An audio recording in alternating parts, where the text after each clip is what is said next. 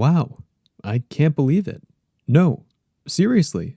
What the fuck are you doing? 500 subscribers. After 5 long years of sometimes making videos and that one time in 2020 when I deleted my whole channel during a genuinely schizophrenic meltdown, I have finally achieved a milestone. Although it's taken quite some time to figure out how I want to present myself on YouTube, I'm glad to see I've managed to trick so many people into watching my digital diarrhea. But no, for real. Thank you all so much for deciding I'm worth your time. I'll have a bigger, more heartfelt ramble for you at the end of this video, but for now, I'm just happy to have graced you with my presence. And much like almost everything in my life, I owe it all to Sonic the Hedgehog. Yes, it was my predictions video on Sonic 3 that managed to push me from Z-list YouTuber into Y-list territory. Because of this, I have decided to make my 500 subscribers special a magnum opus about my autistic fixation with the blue blur and his friends. Behold, this thing I made in MS Paint. Today, I will be ranking 50 Sonic characters from across the franchise based on how much I want to hang out with them. This is not a joke, this is your reward, or your fault, given how ungodly long this video is. Or your reward, given how ungodly long this video is. Oh, look at that. But Zed, I hear you're thinking, why did you decide this would be the 500 subscriber special? And the answer is simple. It came to me in a dream. Because of how many anthropomorphic miscreants exist across the games, comics, and cartoons, I won't be showing you the list ahead of time to keep you on your toes. If a character you like isn't featured in this video, then too bad you're not getting an answer about where they rank. I had to be extremely selective, and so chose these characters using the best method available. When I thought of their name, I wrote it down. And that will also be the order in which they will be ranked. The chart is self-explanatory, S rank for the ones I would invite on a week-long vacation to the richest part of Japan, and F rank for the ones I would issue a restraining order. A through D is up to your imagination, but ranks positive to negative in that order. I should also issue a warning that this video isn't for children or man-children, despite my classification as the latter. My channel is an adult space for only the most educated of Sonic the Hedgehog and associated video game, anime, or mental illness enthusiasts. Anyone under the mental age of 18 watching this video should leave now, before the unholy horrors of my mind become the gateway to your future nightmares. With that out of the way, I'd like to express my thanks for 500 subscribers, the only way I know how. By doing the dumbest thing I could possibly think of. And what better way to start a Sonic ranking than with the blue blur himself? Though of course, this involves plenty of complications. See, Sonic's characterization is very different depending on what source material you're using. In the games, he's a hot-headed yet friendly teenager, in the movies, he's a lonely kid looking for friendship and family, and in the Archie comics, he has angst. So, for the sake of brevity, any characters who debuted in the games will be judged based on that interpretation of them, which means Sonic is a fast-on-his-feet, good-natured guy who likes adventure and being cool. He's had plenty of development over the years, but he's always fought for truth, justice, and the Japanese way. He's also incredibly powerful, rivaling that of even the allegedly strongest beings in his known universe. It makes you wonder just how an aqua-colored hedgehog managed to hold so much power, but this isn't a theory video, I'm here to answer only one question. Would I hang out with Sonic the Hedgehog? And yes, I think I would. But where does he rank? While Sonic is an extroverted, confident, and friendly young man, I am, like most of humanity, inherently evil. This clash of identities means we wouldn't always get along, especially since his energy levels are boundless compared to mine. Well, of any normal human really, but you get the point. Because of this, Sonic goes into the A tier. We get along just fine, but when it comes to hanging out and having fun, I'm not sure if I'd be able to keep up with him all the time. But what is a Sonic tier list about hanging out without the guy Sonic hangs out with the most? Tails is a biological anomaly, having the mental age of Nikola Tesla before the pigeon incident, and 2 tails that allow him to fly. Fun fact, his real name is Miles Prower, but you already knew that. Funner fact, Tails has canonically gotten the shit beat out of him by Shadow at least once in every media iteration the pair shows up in together. However, as much as I admire the ultimate life form, but I'm getting ahead of myself, Tails has always been my favorite Sonic character. Yes, you'd be surprised to learn that an edgelord such as myself has the most admiration for the joyous, sometimes snarky, and always loyal brains of Sonic's friend group. I like him so much that I even own this hat, which I am wearing right now as I record this video. When I played my first Sonic game, Sonic Heroes, I initially believed Tails was a girl, until I looked in the game's handbook. However, even back then, I felt a kinship with him that transcended gender. It's like I knew he was my bro before I knew he was a bro. I think it would be really neat to learn about all the technology he knows, cracking some jokes, and just chilling. Hell, I could show him how to have fun, much akin to what Sonic did with him in the second movie. So, because he's my favorite character, Tails automatically goes into S tier. Now, of course, Team Sonic wouldn't be complete without Knuckles. The brash, gullible fighter of the group, Knuckles has had some inconsistent characterization over the years, even within the games. However, they've always portrayed him as the muscle, but with a heart of gold and a genuine connection with his friends. While I personally don't have a huge connection toward the Red Echidna, I feel like I've grown to enjoy him more as the years have gone on. He was just kind of the red guy when I was a kid, but the more I've engaged with Sonic media, I realize he's a lot more than that. Even in just the games, he's a loyal guy who sometimes puts his trust in the wrong people for stupid reasons. But that doesn't make him any less of a fun person to hang out with. We could go to the gym, I could pull pranks on him, he could punch me and send me to the hospital with 50 stitches in my right side and parts of my intestines needing to get surgically removed. I think we'd have a lot of fun. So even though my feelings of connectivity to him aren't as strong as other characters, he's still really cool, and I would be his friend. Because of this, I'm going to put him in A tier, his points lowered simply because I have my favorites, and he, unfortunately, doesn't totally make the cut. And, much like a nervous porn actor who didn't get the part, I'm going to blow my load early. Shadow the Hedgehog is perhaps one of the most contentious characters I have on this list. And I'm not talking about my opinion of him. He is one of my favorite characters, second only to Tails, something I made clear in my Sonic 3 predictions video. However, Ow the Edge has also been plagued by a variety of characterization shifts, even in just the games. When he was first introduced, Shadow was a dark version of Sonic, hell-bent on destroying the world for killing the only person he loved, Maria. However, over the course of Sonic Adventure 2, he regained memories of Maria asking him to choose mercy over wrath.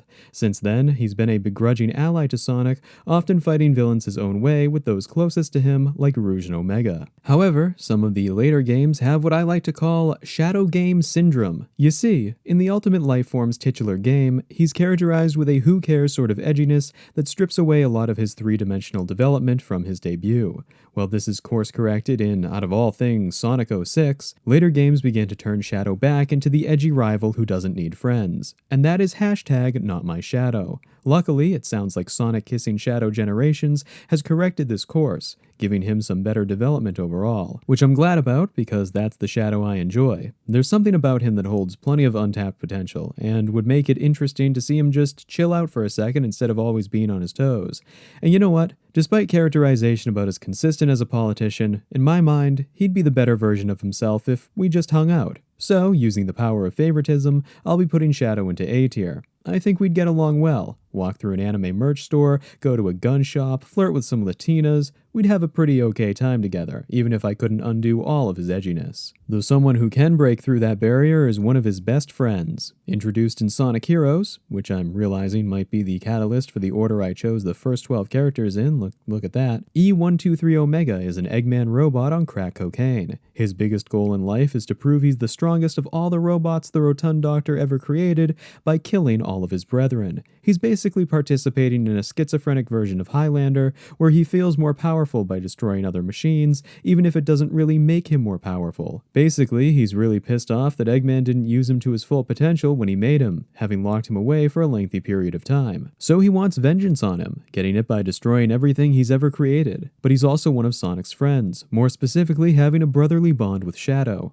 However, I personally don't have a very big connection to Omega, despite his interesting characterization. Don't get me wrong, I think his introduction in Sonic Heroes and his subsequent roles in games like Sonic 06 are really neat. But, and maybe it's because I'm a robot racist or something, the big metal guy just never quite clicked with me. He feels rather underdeveloped in the games, at least from the angle I'm approaching things at, which makes me wish there was more to his character in the main canon. I'm sure comics and other supplementary material make him more than just a walking hunk of metal, but I'm not too sure I'd be all that keen on hanging out with him. Even so, I'm happy Shadow sees him as a close friend, so I don't want to be super harsh on him. So I'll be putting Omega in the C tier. Sorry buddy, I'm just not too sure if your program of revenge and destruction would mesh with a nice Asian vacation. And now we come to the last member of Team Dank, Rouge the Bat. A skilled treasure hunter, Rouge was first introduced in Sonic Adventure 2 when she decided to have sexual tension with Knuckles. After that, she's become a bit of a wild card,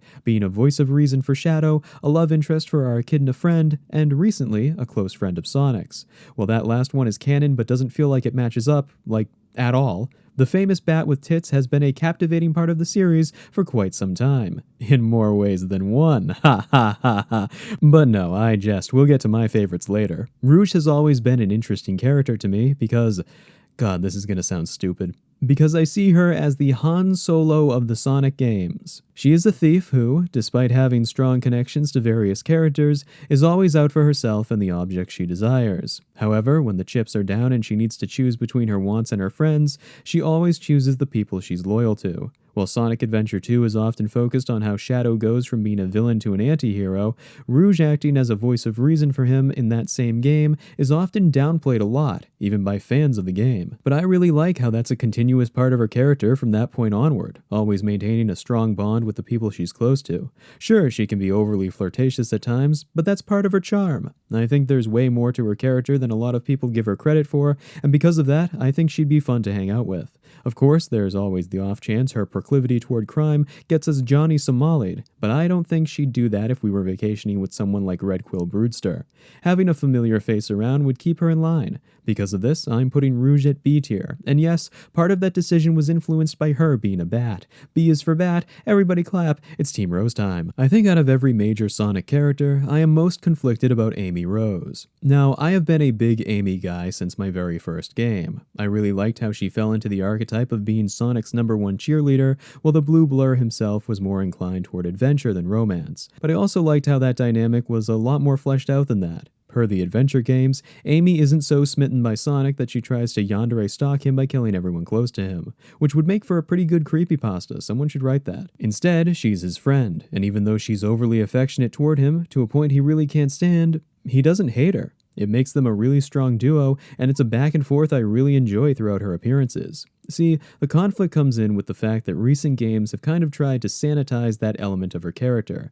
Now, for those who disagree, it's your lucky day, because I'm about to give you ammunition to rip me apart limb from limb in the comments. I have never played Sonic Frontiers. However, I have watched the game up through the point where world-famous VTuber Gargura, F in chat, broke her computer trying to play it. The dynamic between Sonic and Amy there came across as very generic compared to the more playful relationship they had in previous installments. Now, this is just one game, so I can't say this is going to be the new normal for sure.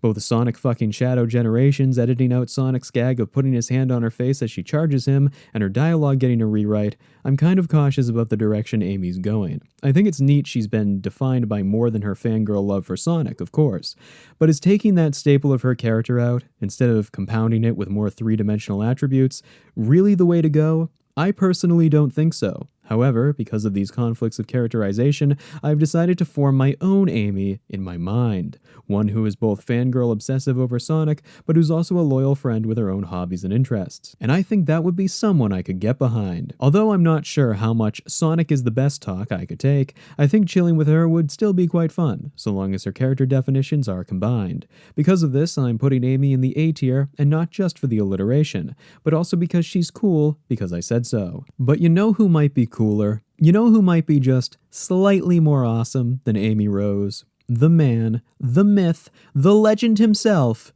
Big the Cat. Now, for the uneducated, God is considered to be the highest being in all of creation. However, in order to observe our reality, he had to arrive on Earth in the most unassuming form imaginable, and that form is one of a fat purple cat with a fishing rod and a frog. Big is amazing, because he's just some dopey guy who wants to chill with his pet frog. You might think Ryan Gosling or the pre-rape Joker are literally meme material, but I can assure you, Big the Cat trumps them all. And the answer as to why is simple.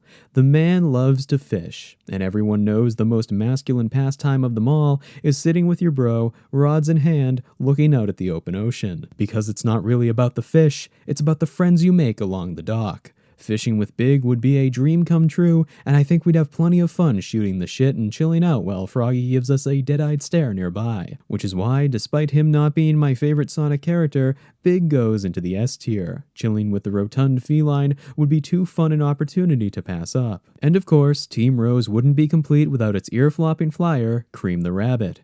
Please don't. Cream is, honestly, just the cutest character in the whole franchise, okay? She's a very sweet, well-mannered young girl with a penchant for fun and adventure. Always accompanied by her chow friend, Cheese, Cream is probably the most one-note of the trio, at least in the games I've played. I know in the Archie comics and IDW she gets plenty more development, but like I said, we're rolling with the debut medium's characterization for this one. Even though there's nothing super standout about her character, there's just something about her that makes me want to give her piggyback rides and take her to a carnival. I don't know, call it fatherly instinct, but I really like the prospect of taking Cream on an adventure-filled day to an arcade, an ice cream stand, whatever she wants, really. However, there is one problem with spending a day with Cream, and that's my lack of manners. See, for those unaware, I'm an asshole, and because of this, I worry I wouldn't be the best influence for this sweet little bunny. Now, maybe I'm overthinking things, but because I wouldn't want to make her an asshole too, I'd be remiss to hang out with her for extended periods of time. But I could probably control my snarkiness for a solid 6 or 7 hours before letting the word shit slip out like Sonic did in Japanese Sonic X. Because of this, Cream goes into the A tier, but it's not her. It's me. But what would Cream be without her little chow dude, Cheese? Now, I know what you're thinking. Zed, you silky-voiced tease. Why are you talking about what amounts to a random Sonic mascot character? And to that I say, no, fuck you, Cheese is based. This little guy doesn't get enough credit for being Cream's protector, willing to do whatever it takes to make sure she's safe. And yeah, he's just a chow and doesn't have a ton of strength, but what he lacks in power, he makes up for in heart. Whenever Cream attacks in a Sonic game, it's Cheese who punches for her. Whenever Cream is in trouble, it's Cheese who tries to help her. He might be just a little chow, but he's loyal to the rabbit who's raised him. He is more than just a little blue bean with other blue beans sticking out of them. He is a hero, a warrior, and someone I most certainly would hang out with.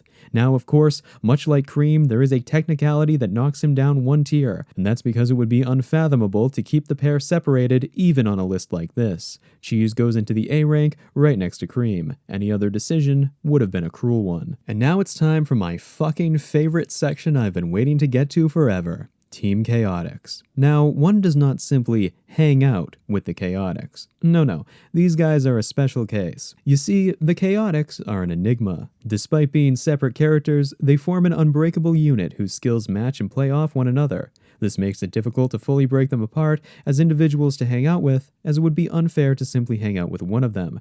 It's kind of a cream and cheese situation in that they can all be judged separately, but at the end of the day, you really need to consider the attributes of all of them in order to place them somewhere on a hangout list. So, while I will be going through the main trio associated with the group name, they will all be getting the same spot in the tier list because of their inseparability. And what more fitting way to start than with the man behind the slaughter himself, Espio the Chameleon. Now, for some reason, Espio is hilarious to me, and I don't understand why. Every time I see him, I get the urge to start bursting out into laughter and bang my fist against a table.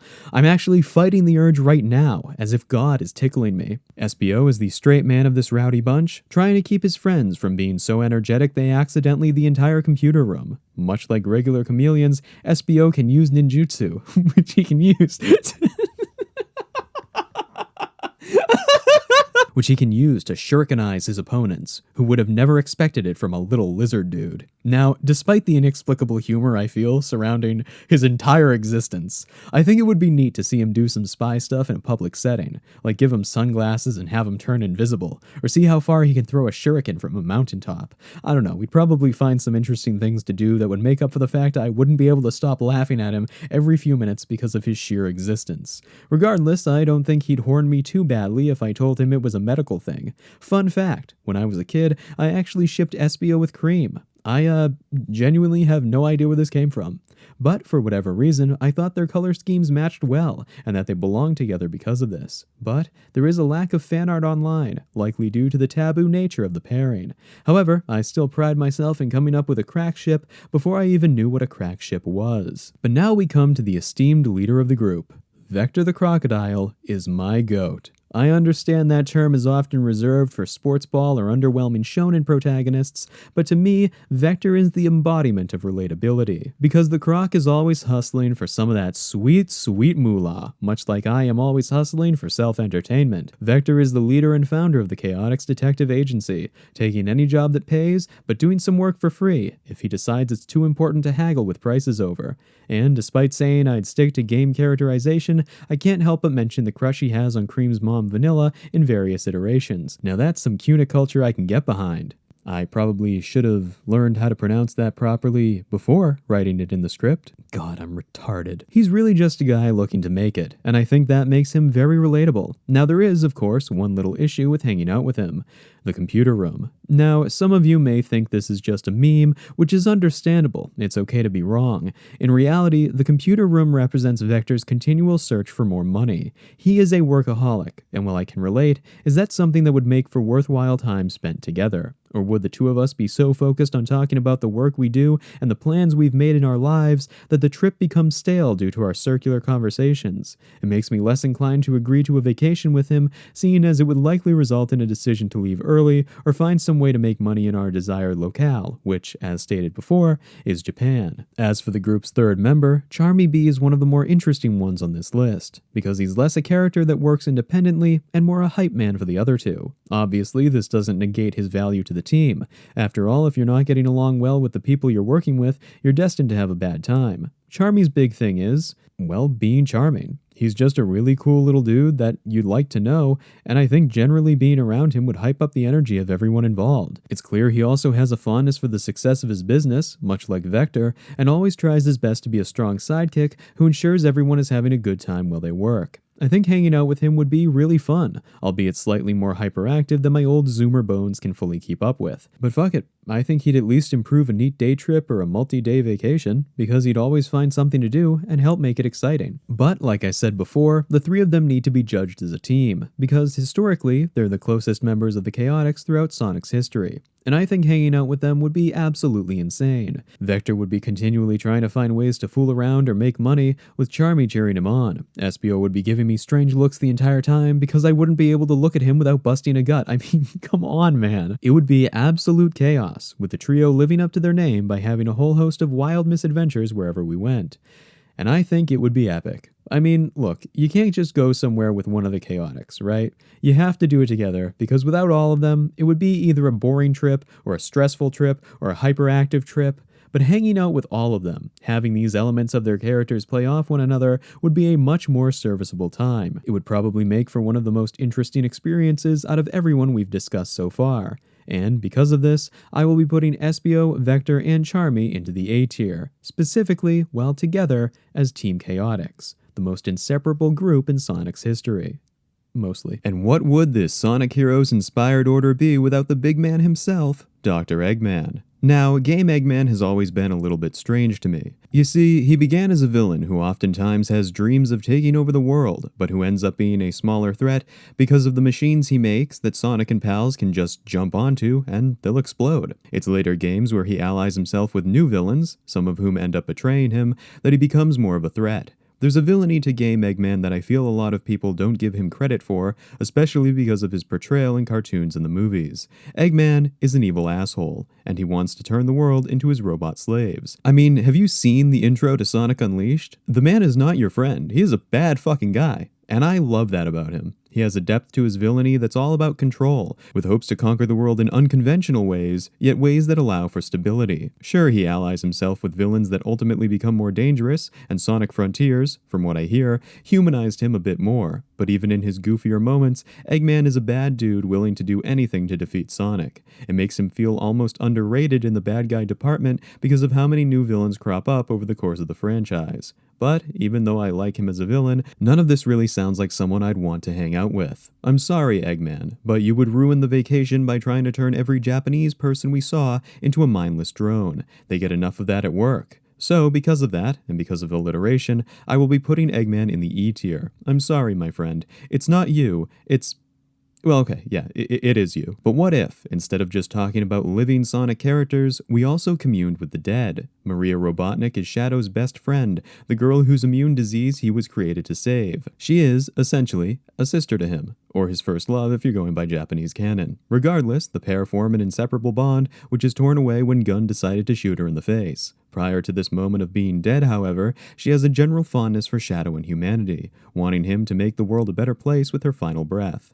Now, like I said at the start, this list is in the order I thought of the characters while making it, and I didn't really think about how hanging out alone, just me and Maria, would be quite boring. However, being with her and Shadow also wouldn't be any fun, since there's a good chance I'd be ostracized as she stole my brother and Edge away from me. The outcome would still be the same. There would be no one to really hang out with. She doesn't have as developed a personality as some other younger Sonic characters, at least from what I've been able to gather. To me, it makes her a wild card, and not really one I'd be willing to risk. So, in light of that, I unfortunately have to put Maria at C tier. Now, given these last two decisions, I should say this before I continue.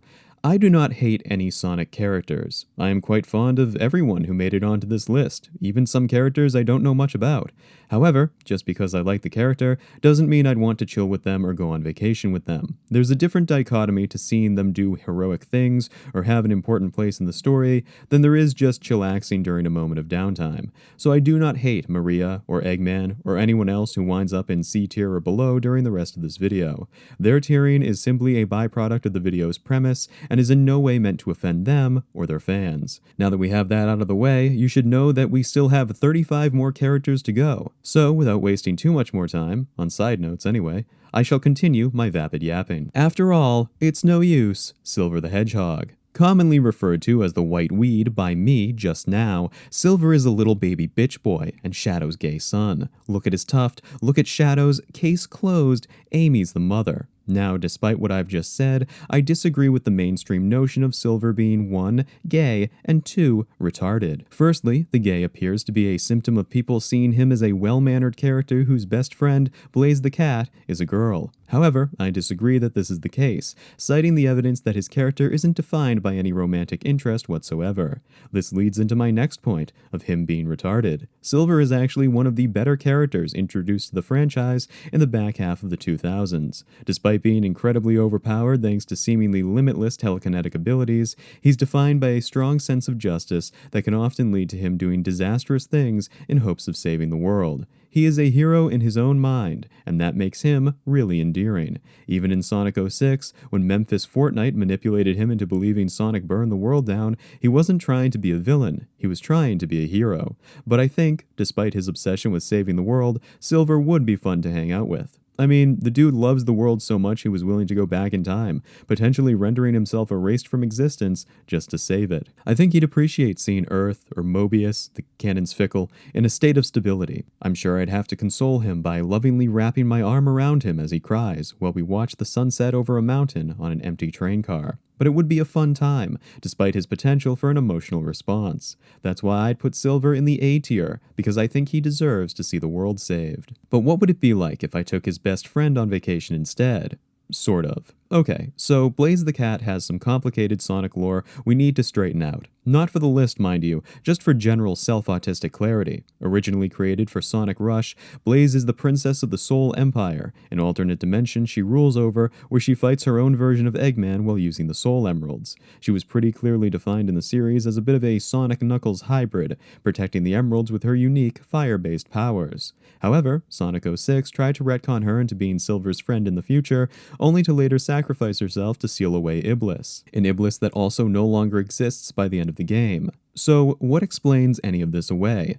Well, I think there are two possible answers. The first is that Blaze's sacrifice teleported her soul to be reborn in the Soul Dimension. This is why she's still from another reality in later games, while Silver is still from the future. Another possibility is the Blaze we see in Sonic 06 isn't the Blaze we see in later games. This Blaze is actually an entirely different character who never meets Silver in the renewed timeline. Perhaps I will expand on these theories later in my sordid, budding YouTube career in another video. For now, I will refer to Blaze as the same character across all games, despite potential for the contrary. Now, as for her character, Blaze is shown to be very calm and cool, often to the point of making her true feelings a mystery. However, over time, she's grown to become more open about herself, especially toward close friends. Not that it keeps her from sometimes being shy, but it does signal how, when she grows close with others, she's able to get out of her shell. And I think I would be able to get her out there and have a good time on vacation with her. Not just because I want to hang out with her, but also because I want to marry her. I have an affinity for purple princesses.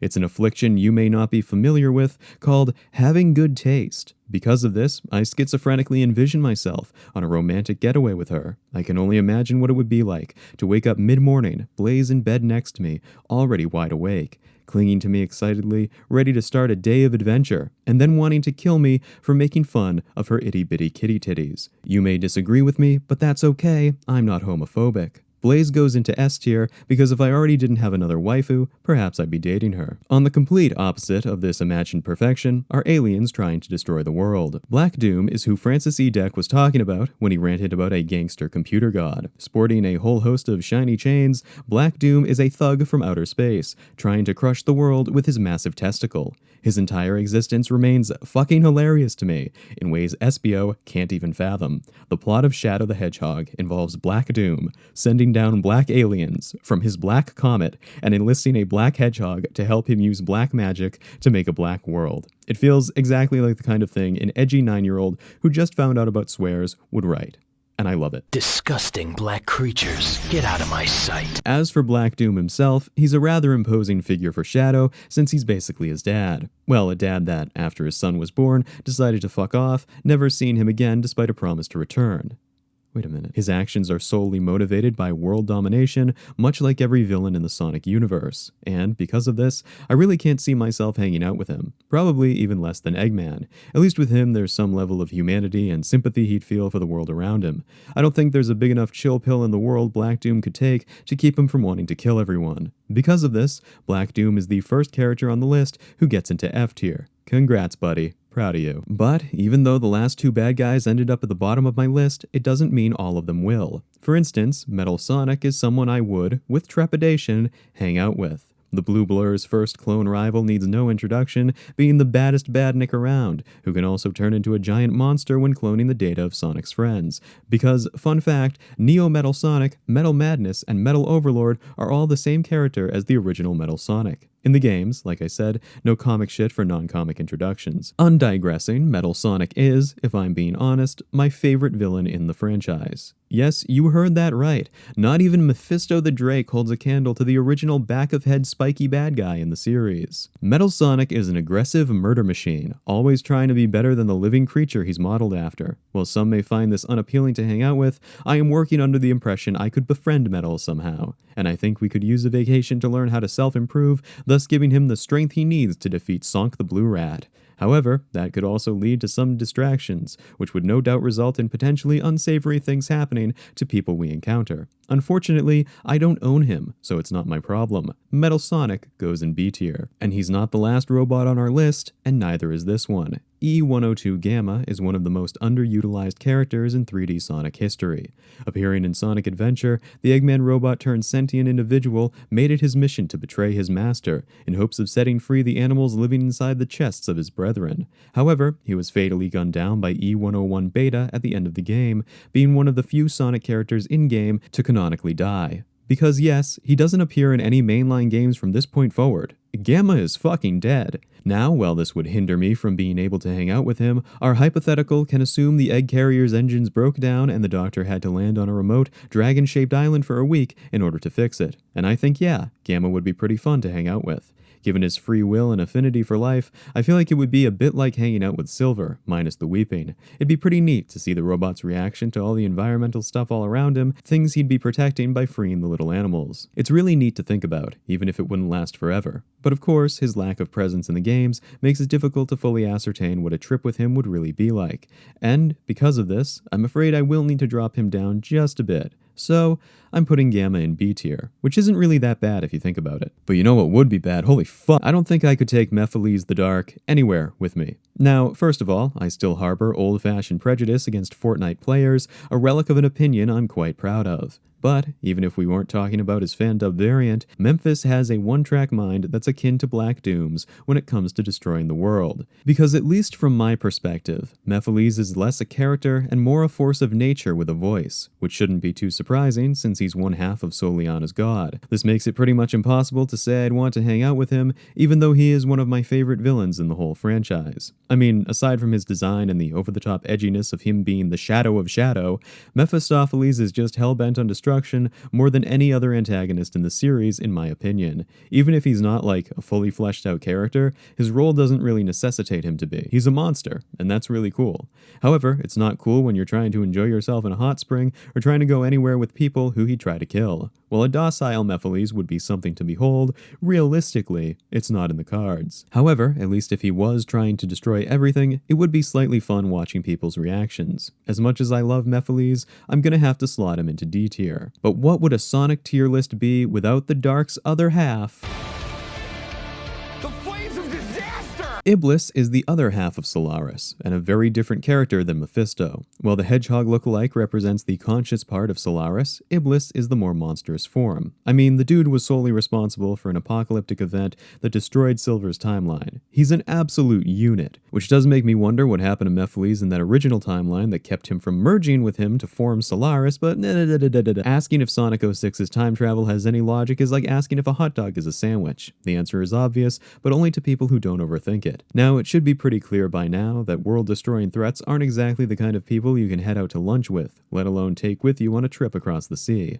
So that leaves us with just one question. How low on the tier list will I be placing Iblis?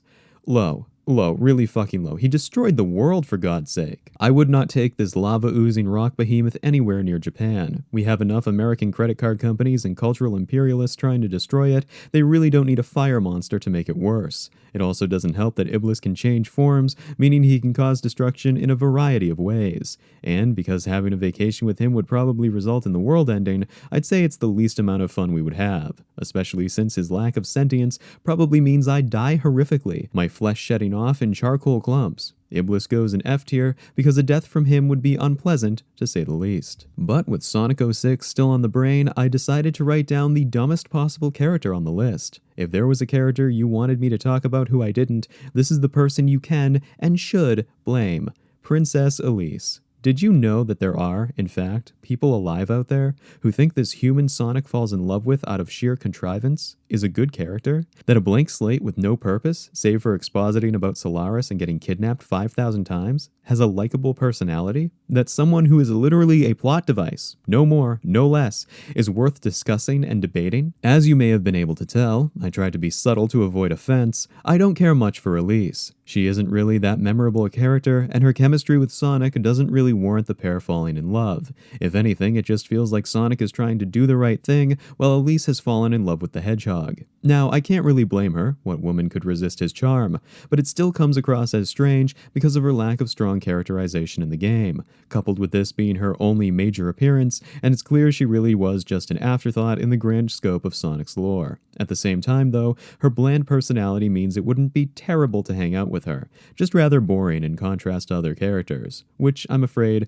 means she falls somewhere in the middle. Elise goes into C tier because even though her human appearance wouldn't turn as many heads on a vacation, I genuinely have no idea what she'd want to do, aside from maybe getting kidnapped by local gangs or something. But now that the Sonic 06 character trilogy is complete, it's time to move on, specifically to the next game in the series, where we'll be talking about everyone's favorite Babylon rogue, Jet. Oi, cunt. Oi, M18 Hellcat, what are you doing here? I heard that you were gonna edit your list so all the game characters would show up one by fucking one, going back on your promise to tell them like it is, from how they appeared in your head. You really think I wouldn't notice you trying to put Sally Acorn and her lot at the bottom? But Hellcat, I was just trying to make the list flow more naturally. It's not like they would know I reordered it after the fact. And that's why I'm here to keep you in line. You remember that bloke, Mr. Anna? The one who wanted that Pixar movie to talk about 9/11? Well, he has an evil twin from his earlier videos, telling him like it is. So that's what I'm doing for you. I'm telling you like it is. But that's as retarded as your really bad Australian accent. One of the list cunt. Fine, we're doing SatAM next. Despite my original plan to save this section for last, outside forces have decreed I honor my original plan of going over every character as they appear to me while making this list. Ergo, the SatAM section starts here, a section where I'm going to cheat surrounding my original premise. You see, my biggest level of exposure to the 5 characters I'm about to go over wasn't their source material. It was actually the Archie comics, of which I had read some of the first few, the arc where Eggman first appeared, if you know you know, and some of the stuff immediately before the Genesis wave and subsequent reboot. However, I am not unfamiliar with SatAM, having seen a good 8 or 9 episodes as a child. but Sonic X was my cartoon Sonic, so like I said, the exposure wasn't always a guarantee. Because of this, I'll be using some Archie characterizations from memory to supplement my judgments. I'm sorry this breaks the video's previously established rule, but it was the only way I could confidently represent these characters in the ways they deserve, especially since both their source material and continuation were cancelled, meaning they're probably never going to appear in an official capacity ever again. And of course, who else could I start with other than the one, the only, Princess Sally Acorn. Now, as mentioned previously, purple princesses are more addicting to me than Dr. Pepper. I wish I was kidding. Please, fucking help me. And in the interest of making biases known, that half extends to all royalty, including those disgraced by fat mustache men sporting a robot army. While Sally is supposed to be the ruler of Mobius, Dr. Julian Robotnik was staging a takeover using his robotic army. This led to her having to go underground, later establishing the Knothole Freedom Fighters who do battle against the Doctor and his armies. But Sally's compassionate, occasionally overbearing leadership is only one part of what she's known for. She's also known for causing a mass sexual awakening in the 90s. The consequences of which have only grown prevalent in the last decade. But, for all the non-Coomers, she's commonly known as for being Sonic's American girlfriend. Which leads me to my next controversial statement. Sonic and Sally is a better pairing than Sonic and Amy. I understand many watching will disagree, and it's okay to be wrong, but given the romantic chemistry they share, their willingness to fight equally for justice, and how well they play off each other due to their different personalities, I ship them. I ship them hard. And it kind of pisses me off a well-developed love interest like Sally was cast aside in hopes of getting Amy to fill her shoes. Hell, for all I know, they're trying to make Amy more like her in hopes of getting her and Sonic together, which is rodent erasure if I've ever seen it. I, personally, really like Sally, and I think it's a shame she's never going to show up in the franchise ever again. Something, something, something, Simp Monk. Now, as for chilling, I think it'd be fun to hang out with Sally Acorn. Although my Archie knowledge is thin, from what little I've seen, I know she's able to chill when there's downtime from the war against Eggman. She's smart and resourceful, of course, but there's this humanized element of her that makes it feel like she'd be fun to hang out with during an extended break from battle. Probably doing more nature stuff, I presume, but you never know. Either way, Sally goes in A tier, since I think it'd be pretty fun to hang out with her in a more chill environment than her stressful nightmare hellscape of a reality. In either iteration, I might add. But what would SatAM be without its aloof coward, Antoine de Colette? Antoine is an interesting one, because I think he's one of my favorite characters introduced in the cartoon.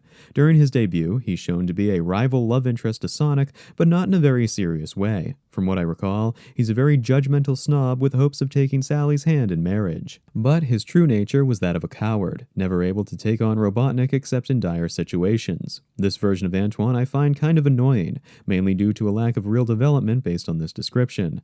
However, like I said before, the Archie comics are going to be fair game in this section, and from what little I've seen of him in Archie, he is a fucking legend, dude. His character arc in the comics sees him go from this cowardly Sally simp to an absolute Chad, just doing everything he can to defend his friends and family, putting his life on the line way more than once. And what does he do when all is said and done? He ends up with Bunny Rabbit, another freedom fighter who we'll get to, that he later proposes to and marries. This man is a fucking god, and I would trust him with my life. And I'm saying this as someone who's unaware of the full extent of his character arc. I'm sure, over the 200 plus issues he's in, his development grows even more awesome with every appearance. So would I hang out with Antoine? Fuck yeah, I'd hang out with Antoine. S tier, no contest. He's a total fucking bro, and I think we'd have a great time. Maybe I can bring Blaze and he can bring Bunny, have a little Sonic couples getaway. Because yes, I identify as a Sonic character in this video. It's current year, which means I have free reign to do so until January 20th. By the way, we're halfway through this list. If you need to get up and take a piss or grab a snack, now would be the right time to do so, because we're still far from done. Although this next one is going to be quite short, since my connection to this character is rather flimsy. Rotor Walrus, not to be confused with Rotor the Walrus post-Genesis wave, is a mechanical engineer and technological expert, acting as the freedom fighter's strategist who doesn't get into the action directly all that much. He's essentially Tails, but if he was fat and purple. I harbor no strong connection to Rotor, unfortunately, even though I really do like his design. Because of this, it makes it difficult to fairly judge his character, despite his importance in both SatAM and the Archie comics. However, I do know that, at one point in the comics, he leaves an organization for some wrongdoing or another, showing that, despite being given more power and room to grow, he's a marine mammal of principle. Because of this, I don't see why we shouldn't have a good time on a pleasantly quiet vacation. Even though I don't know much about him, he gives off very similar bro energy to Tails, possibly because of their similar roles in the franchise. Because of this, I'm going to be putting Rotor in B tier for bro. He doesn't have as much staying power in my eyes as many other characters on this list, but just enough to put him in the top half, alongside some more recognizable faces. And of course, what would the Freedom Fighters be without one of their most energetic members, Bunny Rabbit? Or Rabbo, but that's not how she likes to say it. Not after Robotnik tried to roboticize her, turning half her body into metal. Regardless, she's been a spunky and resourceful member of the team pretty much from the start, acting as one of their most powerful warriors in the process. It's honestly no wonder Antoine fell in love with her, considering, just look at her. But, much like Rotor, I unfortunately don't have a very strong connection to her, given she's never really stuck out in my mind after the episodes I watched and comics I read. Okay, that's a lie. Her personality didn't stand out. But I know that if the rad Chad Antoine McCoyote put a ring on that finger, then she's gotta be worth way more than just her looks. Plus, with the little I know about her, I'm sure a small vacation would be fun, although I'm unsure if I'd be able to keep up with her energy levels. I am tethered to the bounds of non-cartoon reality after all. But, regardless of her probably beating me in that department, hanging out with her wouldn't be all that bad. The double date idea is crossing my mind yet again, and I'm having impure thoughts about Blaze the cat God will punish me for later. Bunny Rabbit goes into B tier, knocked down a peg simply because I just don't know enough about her character to justify putting her any higher. But a SatAM section of this list would be incomplete without one of the cartoon's original villains, Ixis Naugus. Now, unfortunately, most of my knowledge of this ever-mutating abomination comes from Archie, specifically the arc near the end of the comic's run where he somehow convinces everyone he's really not so bad. But, plot twist, he is. In Archie canon, Naugus is one of the first instigators of a massive war between Mobians, the animal-like creatures in the canon, and Overlanders, or humans. Well, okay, they're technically not humans, but they look like humans. Man, I gotta read the Archie comics. Specifically, turning it into a video series, adding it to the list of many things I'll be doing to document my dwindling sanity. But I digress. Naugus is basically a major catalyst for the events of the comic, including the rise of Robotnik's Robotropolis, and the Freedom Fighters being the only thing standing between him and world domination. He's also willing to do whatever it takes to preserve himself, despite a later portion of the comic showing his body starting to rot away. See, it's characters like Naugus and the storyline set up for them that makes me really pissed off the comic got shit-canned. From what little I've read, it was a perfect blend of American and Japanese ideas for Sonic that was just trashed without a proper conclusion. Makes me wonder what'll happen with IDW in a decade or two. Needless to say, I like Naugus as a character, and I think his backstory and his regular story are both super interesting. Out of all the villains across the franchise, he's the one I know little of, but really want to learn more about. However, there is the matter of bringing him into the world and hanging out with him. And on that front, I'd have to say, I can't bring this guy anywhere. I can't bring any of these villains anywhere. What am I saying? He'd probably try and manipulate a whole host of people like a politician on Rhino Bat Lobster Hypercrack. I'm sorry, but Naugus goes into E tier. I don't know enough about him to reasonably place him higher, and what little I do know about him makes me want to keep him away from the top tiers. I'm sorry, I think he's a great villain, but probably not the best vacation buddy. There, I did it. The SatAM characters. We happy? That's all you had to do, you wanker. Now if you excuse me, I'm going back to me wife, so she can flatten my dick with her meaty thighs. See you in the AM, you fucking cunt.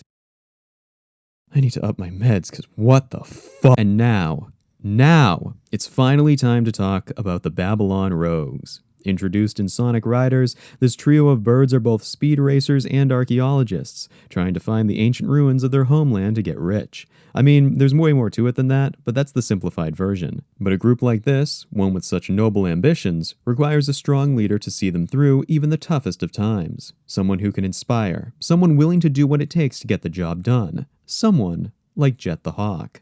Now, as I've mentioned in a previous video you should watch so I get more watch hours, thank you, Jet the Hawk is my spirit animal. Although Tails is my bro, Jet is my soul brother. He is what I see when I look in the mirror every day. Every decision I've made throughout my life has been accompanied by the age-old question, WWJD. What would Jet do? While some may find this phrase blasphemous, I can assure you it's not. Because Jet the Hawk is a Jew. Think about it. He's Babylonian, which means he's one of very few people left from a forgotten land. He prioritizes money over everything else with Scrooge McDuck delusions of grandeur. And he's got a really big beak. All of these things denote Jet as Jew-coded, something I don't see in a negative light because it's part of his charm. Jet the Hawk is, without a doubt, someone to aspire to. A goofy guy who just wants to be taken seriously, he's a headstrong bastard with a heart of gold. And he likes money, just like me. Because of this, I think hanging out with him would be quite fun, as I'm sure we'd find some way to spend way too much time thinking about making money. Although the hijinks wouldn't guarantee a good time for the whole time we were hanging out, I think it would be worthwhile. And as a very big fan of this fan-headed bird, I'm going to exercise my biases and bump him up a level just for funsies. Jet the Hawk is an S-tier soul brother, and someone I will continue aspiring to be despite my inability to become Jewish. Well, genetically anyway. But he's only one part of this bombastic avian trio, with the other two being equally as interesting, despite often not being given enough credit for it. I think the one done the dirtiest is my guy Storm the Albatross, who people rarely talk about. Or maybe it's just me barely giving him a thought in my childhood and wanting to make him feel less left out after 20 years later. I don't know, and I don't care. Storm is kind of like what if we gave Knuckles steroids,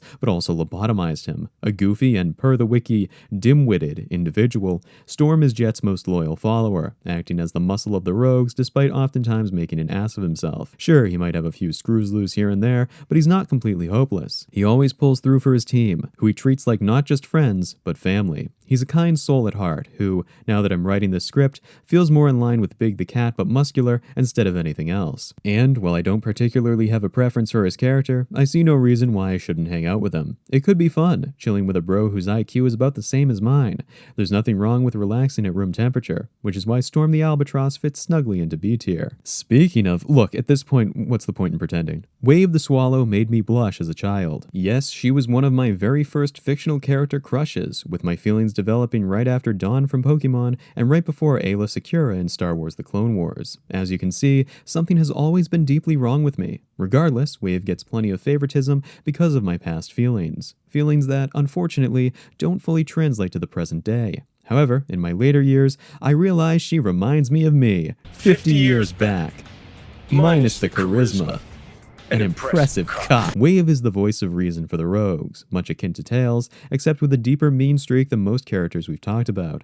She's highly judgmental of people, especially those working with extreme gear, who don't know about it as much as she does. This includes people who are better than her, who she doesn't want to admit are better than her. She also often says things only she fully understands, which, as a paranoid psychotic, I understand. But this includes a witty sense of humor, with plenty of disparaging jokes thrown in for good measure. Now, although my feelings have waned significantly, I can't pretend I don't at least like Wave as a character. She's basically me if I was a female bird with a hoverboard, which is why I think we'd get along really well. We could joke about the people we see and the places we go, make jokes at each other and laugh it off because we have the same sense of humor. We could even joke flirt with each other, because neither of us would actually be into anything romantic. It would be nice.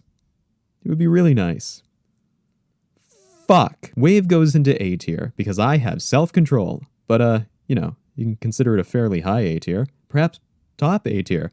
Okay, we gotta move the fuck on. We still have 19 left. But even though the Babylon Rogues haven't been used in games that often, they aren't long forgotten like some of these next characters were until fairly recently. The first of these is Fang the Sniper. Knack the Weasel. Fang the Hunter? I don't like that one. Fang, or Knack, or whatever this Crocodile Dundee-looking motherfucker calls himself, is not a weasel, but a jerboa. Yeah, he's actually supposed to be a little desert mouse, but for some reason he's never directly acknowledged as such. He's also one of the handful of forthcoming characters who I simply know based on a passing glance. I am, unfortunately, not as well versed in Sonic lore as I want to be. However, from what I understand, Fang is an overconfident bounty hunter with a knack, he-hoo-ha-ho-ho-ho, for failing at capturing the people he's hunting down. But he still keeps trying, in an endearing fashion, to bolster his missions with as much effort as he can possibly put in.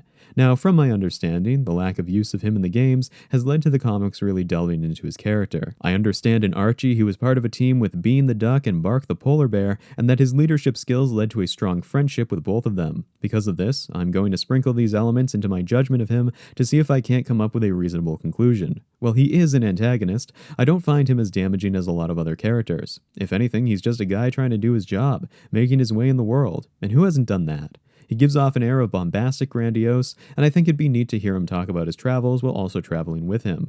Certainly not someone I can confidently put in a higher tier, but not someone who'd be that bad to chill with. I just don't know enough about him to really put him too high, which is why I'm putting Fang in C tier. Maybe he could move up to B, depending on his disposition in later appearances, which I unfortunately haven't engaged with. However, there are two characters I know less about than Fang, which means you can probably already guess around where on the list they're going to fall. The first of these is Ray the Flying Squirrel. Fun fact, prior to looking shit up about all these characters before scripting this video, I was unaware Ray had a personality. I also honestly believed that his debut had happened not in Sega Sonic the Hedgehog, but in Knuckles Chaotix alongside our next character. I genuinely need to get my shit together when it comes to Sonic lore outside the mainline games everyone talks about, and for this, I apologize. But, because of sunk cost fallacy, this hasn't prevented me from going ahead with this video anyway. Speaking of which, I'm told that Ray is an energetic little guy who isn't too good in stressful situations. He's also very curious about new people and things to the point of distraction, something that, while occasionally a detriment for himself, still manages to keep him satisfied. It's almost like he's a ray of sunshine. Knock, knock, knock, knock, knock. But no, for real. Ray seems like a pretty decent character, despite my not knowing him all that well. He appears to be a more hyperactive Tails, but not as balls to the wall as Charmy. This makes him pretty admirable, and, coupled with his cool design, kind of draws me to him slightly more than Fang. My semi-first impressions of him honestly bump him up the list for me. I'd love to see him all excited and happy to be out and about, meeting new people, and just generally having a good time, which is why I'm putting Ray into B tier. Now, this next one is a bit interesting, because it's a character I've been familiar with for a long time, and whose design I really like. However, it's also someone whose personality has slipped through my grasp, making it unclear if I should like him or not. Mighty the Armadillo is the missing member of the Chaotix I alluded to earlier. While he was initially introduced alongside Ray in Sega Sonic the Hedgehog, he became best known as the fifth member of Knuckles Chaotix. This was his last big game appearance for quite some time, until him and Ray became playable characters in the DLC for Sonic Mania. Point is, this guy's game history, being just as scattershot as Ray's, makes it difficult to really place him on my list. However, he's often paired with the Flying Squirrel because they're best friends. It pretty much makes them discount Sonic and Tails, which is also why they're lower on the list. Actually, yeah. Even subconsciously, I think I see them as nothing more than Sonic and Tails, but one is red and the other is yellower. But I also think that's why there's more favoritism to be had when I consider their roles in being my imaginary friends. So, because I'm feeling generous as I write this, I'll give Mighty a little bump and put him in B tier. I genuinely can't define his character as well as Ray, sure, but he gives me main hero vibes, and perhaps if Sonic wasn't the star of the show, Mighty would be. But there is a word much stronger than mighty, which will invoke plenty of mixed feelings when I utter it. Infinite. Now, look, I'll come clean. I haven't played any Sonic games since Generations, okay? I know, that makes me a fake fan, I understand. But believe me, I am trying to heal. But when the serpent is pushing your shit in constantly, all day, every day, and you're literally waking up with jaw pain from grinding your teeth in the middle of the night, sometimes Sonic is the last thing on your mind. Regardless, I do know enough about Infinite that I feel like I can make a good assessment of him. First off, he looks fucking awesome. I have learned in my time on this earth that anything you thought was cool when you were younger is still cool. And, given my affinity for Edge, I think his design is superb. He definitely gives off some Mafofio vibes, though, and for good reason. Apparently, and this is true, because I said so, Infinite was supposed to be a commander in the Eggman Empire. That was until Shadow beat the shit out of him so hard, he used Ultimate Gamer Rage to find a cheat code from another dimension. But, despite being another rival for Shadow that acts as the cooler Shadow, his main conflict became with Sonic and the self-insert character they made people play as for some crack-induced reason. While this bumps him down on the cool factor, it does indicate how he's literally just angry all the time, making him more relatable. However, since he's rather keen on destroying the world at any given notice, it also makes him dangerous to really hang out with in a public setting. People could die, and I don't want the blood of the glorious Japanese on my hands. Ergo, I am unable to confidently reward him with a high status on my list. Infinite goes into D tier, because while I find him cool, I'm also pretty sure he's a mass murderer in the making. Assuming, of course, that didn't happen already. Again, my Sonic knowledge post-Generations is spotty to say the least. Which is probably why my mind circled back around to characters introduced in earlier games. And who better to consider than Tikal? This formerly alive echidna is responsible for saving her dying tribe, sealing the water entity known as Chaos inside the Master Emerald. This, unfortunately, didn't stop the echidnas from dying off. However, she did manage to prolong their demise, with visions of her in the past later helping Sonic and friends defeat Chaos in the present. Now, Tikal has never had a major story impact since her debut. Much like Gamma, her being dead makes it difficult to really bring her back into the fold. However, it's clear that her decision to go against her father, Pakakamak, was a defining moment for her. showing she's willing to do whatever it takes to protect the world. I also find it funny how she's the initial proof we get that only male echidnas walk around with giant spiked mittens on their hands. Regardless, I think aside from currently being not alive anymore, she would be fun to hang out with in a hypothetical situation where she was. Sure, I don't have much of a personal connection to her character, but I think her heroic spirit and general attitude would make for a somewhat decent adventure. So I'll put her in C tier, but a high C tier, to emphasize that she's just on the cusp of making it to the next level. Speaking of dead Sonic characters, what about ones that are dead inside? Emerald is a robot whose name just made me realize how many names and titles derivative of Chaos Emeralds there are throughout the series. Emerald, Chaotic, Chao, Chaos, various Chaos abilities. There's probably more, but I don't have time to research. Now, Emerald is another one of those characters I was exposed to not through his Sonic Battle origins, but instead through Sonic X. But I do know his origins, that being a robot discovered by Gerald Robotnik and experimented on aboard Space Colony Ark. Yes, Shadow's backstory and character is one of the central linchpins behind half a dozen important elements of the Sonic universe. They don't call him the ultimate life form for nothing. Now, unfortunately, Emerald has a particular tendency. It's this little thing called destroying the world. See, when he's not hanging out with Amy and Cream, his programming making him a good-natured friend with a love for all things in the world, he's glitching out. And when he's glitching out, he's trying to kill everybody. Because, as you may have guessed, Emerald is actually a 4,000-year-old robot created by an ancient civilization, who were wiped out because of how powerful he was. The goodness in his soul is also modeled off Maria Robotnik's, even though he's not always in such a mindset. Now look, I hate to be robot racist again. Oh, who am I kidding? I wouldn't hang out with Emerald. Obviously, I think his character is great and really interesting. But because of how prone to destruction he can be, I don't think it'd be a great idea to boot him up and take him to the promised land. So, regrettably, as much as I'd like to put him higher, Emerald is a realistic D-tier character to chill with. Here's a fun little factoid for those still watching. I'm salivating. Vanilla the Rabbit is Cream's mom, and if that song about Stacy's mom was written in the Sonic universe, it'd probably be about her. Polite yet strict, she raised Cream to be just as prim and proper as she presents herself. She also has a fondness for Team Chaotix, in particular, Vector, who I'd like to issue an apology for my previous pervert-adjacent statements about Vanilla. I'm not the person I was 20 or 30 seconds ago, and have learned the error of my ways. Out of respect for the GOAT, I will keep my real thoughts to myself. Most jokes aside, I do like Vanilla as more than just something for me and my crocodile friend to ogle at. I think she has a very kind heart, which makes her an endearing, motherly figure to everyone she meets. And I think she's also a very good mom to Cream, having raised a very well-mannered daughter whose respective other characters and heroic attributes reflect those of her mom. Admittedly, I do feel like Vanilla isn't as well-endowed, developed, as some other characters in the franchise. But the kindness on display in her soul, no matter how small the glimpse we get of it, makes me think we'd have a very comfy time hanging out together. It would be really nice to have Vanilla as a friend, and to give her a break by taking her to a foreign country for a few days. Since I feel her character could still use some more development, I can't exactly put her in one of the top tiers. However, I think I'd still like to hang out with her anyway, and that we'd have a fun time together. In a normal way, Vector, I swear. Vanilla goes into B tier, for Bunny, which I made up just now. And now we come to the weird part of the list. You see, in my attempt to get 50 Sonic characters, thus coinciding with 500 subscribers, I started to run out of ideas, which means these last 11 characters are going to include a decent number I don't particularly have a strong connection to. Well, that doesn't apply to all of them. There are a fair bit of them who I only have rudimentary knowledge of. And, although you could argue that's been the case for some we've already discussed, these ones I'm particularly vague on. Again, not all of them, but the majority. So apologies if I misrepresent some of these characters. I am doing my best, and we're already over an hour in at this point. Let's just get this over with. Whisper the Wolf is one of the first characters to be created for the IDW Sonic comic, which I don't know much about, other than there's a roboticization plot that, for all I know, is still going on. Regardless, she was a member of a freedom fighters-esque group who were all killed during a major betrayal. Since then, she became shy, to the point where she can only speak in whispers, hence, Whisper the Wolf. Now, I don't really know much about her, other than she can use wisps with her magic tech wand, and she's also a really close friend of Silver's. She's also apparently officially, unofficially gay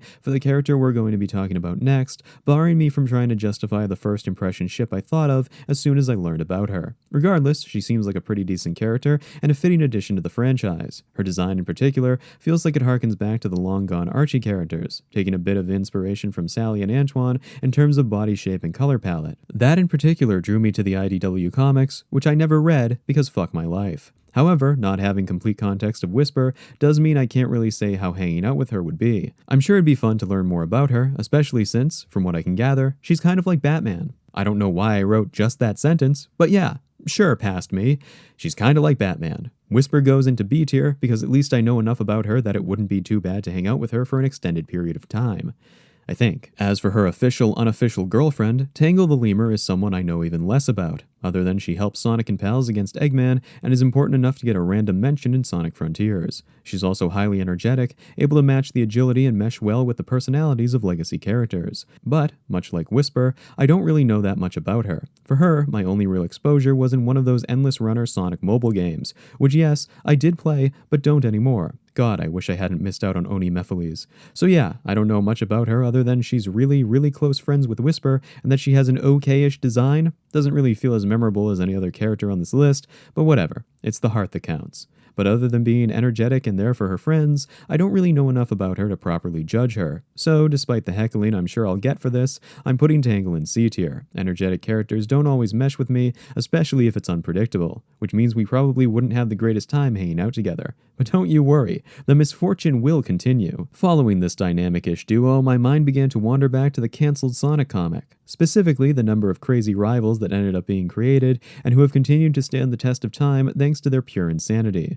And who better to represent such unhinged chaos than Scourge? No, not BloodClan's leader from Warriors. I'm talking about Scourge the Hedgehog, Sonic's evil counterpart from Anti-Mobius, or later renamed Mobius, which sounds similar but actually has an E between the O and B. Scourge is a green hedgehog who's totally radical and wants a lot of power. Once again, my exposure to the leader of the Destructics is limited, but not so limited I'm unaware who he is. Being the evil version of Sonic, he has very similar hot-headed and adventurous traits. The only difference is that they're dialed up to 11, to the point of being threatening. He has ambitions of power and goals of victory. He's a psychopath who uses the people around him to get what he wants. His only real connection to anyone is his girlfriend, Fiona Fox, whose only character trait I remember is cucking tails with Sonic. Scourge can also go super, and it turns him purple in his eyes into EXE peepers. His character description also includes tormenting his enemies and straight up killing people, which kind of reminds me of Fleetway Comics' version of Super Sonic. Fun read, by the way, just as crazy as Archie. While my connection to Scourge is very limited, I do find him an intriguing rival to Sonic. Even if he's just another edgy hedgy, it feels like there's a lot of interesting elements to his character that could have been more thoroughly explored if the comic hadn't been shit-canned. Regardless, I can't see myself hanging out with him too much,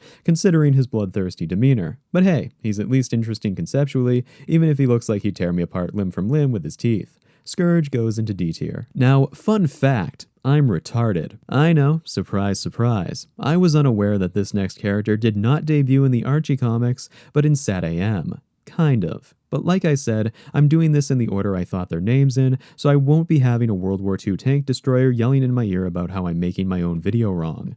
Nicole is a sentient computer program entrusted to Sally Acorn by her father prior to Robotnik taking over Mobotropolis. In the animated series, she's portrayed as nothing more than a handheld computer. But, in the comics, she's a computer program from a possible Mobian future and who takes the form of a Lynx. A HoloLynx, to be precise, since she's even more not real than the rest of the characters I want to spend my life with. What? While I don't know a ton about her character, Nicole seems like a very protective, well-meaning freedom fighter whose continuous appearance as a safeguard from unseen evils makes her the perfect addition to the team. It would be neat carrying her around in my pocket and trying to convince the Japanese I'm not one of those weird weeaboos using AR to make his waifu come to lifeu. We'd have a pretty good time getting kicked out of different places, but honestly, can you blame them for getting tired of Western bullshit? Nicole goes into B tier, as hanging out with her seems like it would be really great. If only she still existed in some canonical universe so that fantasy could continue. Real talk, can we just give Ken Penders and whoever else enough money for them to sell the rights to their characters back to Sega? Or give Sega enough of a push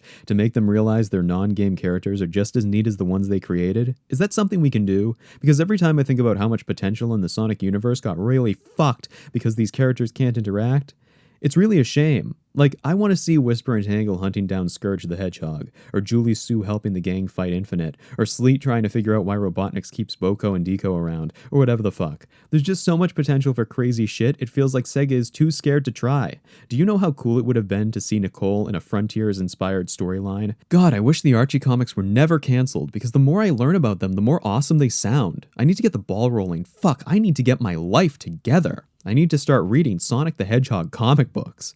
I need to feel the potential, to see what could have been. I need to wish for a better tomorrow, where all Sonics can coexist peacefully, without the strife of monetary or copyright constraints. Honestly, some days it feels like I'm Thanos. where everything I want to see in the world is something I need to do myself. I grow tired of it, to the point where I wonder if it's even worth writing down so many ideas, when I already know, deep in the darkest splotches of my spirit, I'll never, ever get to all of them. Anyway, let's talk about some movie characters, because despite being introduced rather recently in the franchise, the characters in the Sonic movie have left me with a variety of feelings. One of the most impactful, however, has been Agent Stone. The loyal subordinate of Jim Carrey, Stone is a goofy guy who can also be villainous when he needs to. His most memorable character trait, however, is his crush on Robotnik. Being so infatuated by him, he draws his face in coffee and has a preset to dress him in a maid outfit. Yeah, the movies are fucking weird. Regardless, he's not really as evil as Robotnik or other characters that have been featured in the movie universe. Like, he doesn't really hold a candle to Gun straight up kidnapping Sonic and Tails for government experiments, nor is he as ruthless as the buyer and his mechanized contraptions. He's just sort of a dude, and that everyman quality about him, aside from being a little too close with the Doctor, makes him worth hanging out with. Because, unlike his boss, Stone doesn't seem to have definitive aspirations for world domination, especially since he just decided to become a barista after Robotnik disappeared between the first two movies. So yeah, Stone gets the Japan pass from me, making it so we could chill out, even if he would be talking the entire time about how much he loves Robotnik and wishes he was there. Which, yeah. I don't know how much of that I could take myself, but Agent Stone goes into B tier for the best henchman ever. But we aren't done with movie characters yet, because I am going to cheat. Yes, this far into the video, and I'm already using a Who Wants to Be a Millionaire lifeline, and that save comes in the form of Dr. Robotnik. Look, let's be real here. Jim Carrey's portrayal of Eggman is nothing like his video game counterpart, okay? He's much more zany and weird, full of strange pop culture references, or that one time he quoted Donald Trump. But you also had people that were very fine people on both sides. I did some things, you did some things. There are good people on both sides. There's an energy about him that only Carrey could bring to the screen, making him feel like a different character entirely. So, because of this, I've deemed him as such, making him the 44th person of Sonic on this list. The Mad Doctor originally started as just a guy working for the government hunting Sonic down. However, as he continued to fail, something he never does, his mind slowly started to break, leading to his decision not only to find ways of getting back at Sonic, but also on conquering the world. After all, the best revenge is success. Because of Carrey's endearing performance as the mad scientist, I quite like him. I am more partial to him in terms of hanging out than I am the more ruthless Eggman in the games. However, that doesn't mean he's totally trustworthy, as it's clear he has some psychopathic tendencies that still make him dangerous. But he also seems much more personable, like someone you could grab a drink with, much to the inevitable harassment of everyone around us. I'm just saying, if he wasn't a mad scientist, he'd probably be Frank Hassel. While I can't say for sure we'd have an amazing time together, I think it would be at least memorable, even if it resulted in us getting arrested. So, bumping him up a few from his original, Movie Robotnik goes into C tier, for crackin' eggs. Okay, now it's time to dig deep and get unconventional, because we've already talked about a bunch of different Robotniks, so what's one more added to the mix? Gerald Robotnik is the grandfather of Eggman and Maria, being the scientist whose work on the Ark led to the introduction of a whole host of ideas in the Sonic universe. Shadow, the Black Arms, and Emerald all owe their existences in the long-standing lore to this guy's crazed attempts at making science great again. He just wanted to save his granddaughter in unconventional ways, but instead, the government killed her and forced him to rot away in prison. This makes him a somewhat sympathetic character, with his plan to have the Ark crash into Earth making sense as the ultimate revenge. Because, unlike his grandson, he's not crazy from the beginning. After all, someone who's certifiable and wants to destroy the world wouldn't have raised a sweet, caring granddaughter like Maria. Gerald is actually a pretty good guy, evident by his plan to have Shadow stop the Black Arms from destroying the world. Which sounds contradictory, but remember, these plans were in place before he went crazy and tried to blow everything to smithereens. From what I remember anyway. Deep down, I do think Gerald is a good man, whose heart was broken when Gunn destroyed his life. And because of this, I think hanging out with him wouldn't be so bad. Maybe even better if he brought Maria and Shadow along. So yeah, despite most villains not really making it too high on this list, I think Gerald can be a worthwhile exception. Because it's not the man he became that matters, it's the man he truly is, deep down inside. Gerald Robotnik goes into B tier. Alright, we're down to the final 5, which means I need to start pulling shit out of my ass. Luckily, I know just enough about these last 5 to make some semi-proper assessments, but not enough to make you happy with wherever I put them. I brought up Sonic X a few times in this video, which makes sense considering it was my first exposure to Sonic TV shows. Seasons 1 and 2 anyway. See, I never really got around to watching much of Season 3, which I know is an entirely different series altogether, but I've heard great things about it, including the importance of one character. Cosmo. A plant-like alien, Cosmo is the last survivor of her people, after a group of Power Rangers villains called the Metarex destroyed her planet. She accompanies Sonic and pals on their adventure in hopes of defeating the people who destroyed her home. She also becomes a love interest for Tails, which I think is really cute because my bro deserves to be happy. But I don't know too much about her personality, outside of her being very kind and depressed. She's a sensitive young woman who doesn't condone violence, just wanting to see everything righted after her people were destroyed. Despite my lack of knowledge, I think hanging out with her would be pretty neat, especially since my bro has a crush on her. Obviously, this means I'd need to hang out with her and Tails, but this pairing doesn't necessitate them being in the same tier. However, with the trust of my two-tailed friend in my heart, I'm comfortable putting Cosmo in A tier. Plus, she seems like a very kind-hearted soul who deserves to relax after everything she's no doubt been through. Speaking of other dimensional characters, it's time we talk about a forgotten Sonic girl who deserves way more love than she gets. That is, of course, Marine the Raccoon. Debuting in Sonic Rush Adventure, Marine is a hyperactive, talkative adventurer who becomes a core ally for Sonic, Tails, and Blaze in their fight against both Captain Whisker and his creator, Eggman Nega. YouTube, please don't ban me, it's Sega's fault, not mine. She provides both moral support and general assistance to the more combat-oriented heroes, basically becoming Blaze's Tails. As someone who actually did play the Sonic Rush games, I've always found Marine to be a cool character. Her aspiration to be more like the experienced heroes around her makes her endearing, alongside the maturity she shows by the end of her debut game, which is also her only major game appearance, outside of Mario and Sonic's Olympic Games,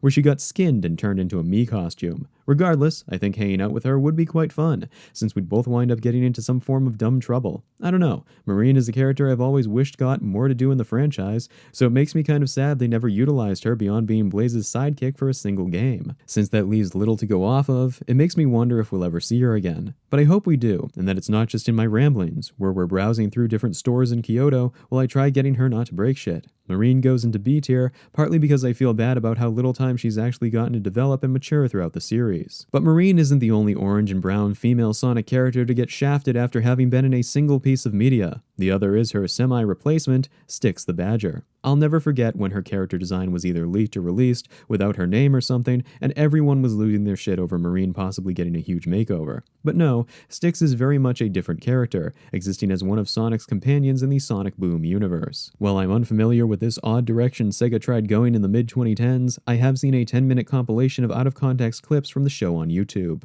which I don't normally do, but I had no interest in watching the whole series when I did that. Now, I couldn't be more excited. Because, much like Wave, Styx is literally me. A disheveled mess, this young badger is a conspiracy theorist of the highest order, mistrusting of everyone from the government to people who can read minds. She's also a Luddite, preferring to live without technology and seeing it as harmful, no doubt influencing her decision to help Sonic and friends in their battles against Eggman. Even though I'm only aware of these surface-level character traits, my affinity for women with mental issues makes me unreasonably attracted to her. I would very much like to go somewhere with her investigating a wide array of conspiracies, cryptids, and paranormal entities, things I think she'd be interested in. Especially in the human world, where there's so much wild bullshit going on, we could probably do it for years on end. This is probably a good time to bring this up, by the way. I made a promise under one of my channel posts that, if I ever hit 500,000 subscribers, I will make a 2 to 3 day long video of my year-long hunt for various cryptids. I will now publicly amend this. If this does ever happen, I will bring a Styx the Badger plushie with me. Whether miniature or life-sized, I don't know, but my love for Sonic characters transcends even the most reasonable of decisions. If you aren't subscribed and want to help me reach this goal, whether to laugh with me or laugh at me, you should do so now. As for Styx, I'll be putting her in A tier. Our adventures would be glorious, and they're getting closer to becoming a reality every single day. But we aren't done. No. We still have 2 more to go, both of which I barely know anything about. The first is a popular character from the IDW comics, but whose general being I don't have a particular connection to. Surge the Tenrec is a former ally of Dr. Eggman. A Tenrec with cybernetic abilities, she was introduced as a villain, only to later become an anti-hero of sorts, saving people her own way while vying for revenge against the Doctor. She has a rather rock-star-ish look, and is apparently inspired by the Ashura glitch from Sonic 2, which is also what inspired Scourge's design. Look at that. I don't know too much about Surge, but apparently she has a brash, cocky personality that's similar to Sonic's. Of course, she goes a little overboard sometimes, but she doesn't have any particular villainy about her. At least not by the point the comic's at now, to my understanding.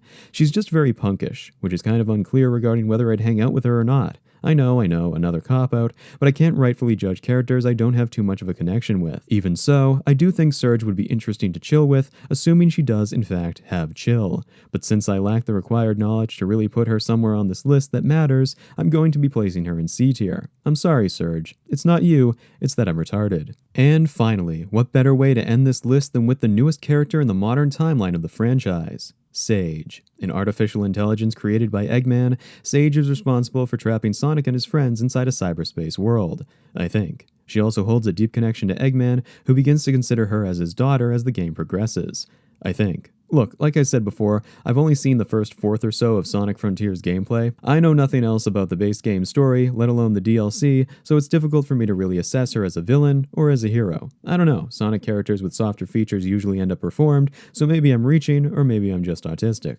Or both. After all this, yeah. Probably both. So while I don't have too strong a frame of reference to say whether or not I'd hang out with her, Eggman's devotion to her makes me think she's worthwhile. Though I know nothing about Sage, I would consider her a strong candidate to hang out with. So, much like a rather large number of characters, I will be putting Sage in B tier, bumped up one level because the concept of Eggman having a daughter amuses me. And there we have it. 50 Sonic characters ranked based on whether or not I'd hang out with them. Consider the S and A tiers for characters I take on a trip, whether to the Holy Land of Japan or to somewhere else. B tier is for characters I'd probably spend a day or two with in a foreign land, with the potential for more days if I end up taking a bigger liking to their company than anticipated. C tier is kind of in the middle, where I'm not quite certain what would happen while we hung out, but I'm sure we'd get along just fine. D and E tier are probably never going to see me, let alone know of my existence if I can help it. And F tier gets a restraining order, because these two would probably try and kill me. Overall, a vast majority of Sonic characters on this list are characters I would, in fact, hang out with. Wow, who would have guessed the Sonic fanatic who's just wasted well over an hour of your life on this tier list likes the characters in the franchise? I'm glad we could come to this riveting conclusion together. And I hope the longevity and effort put into this video reflects the appreciation I feel for having over 500 of you subscribe to my channel.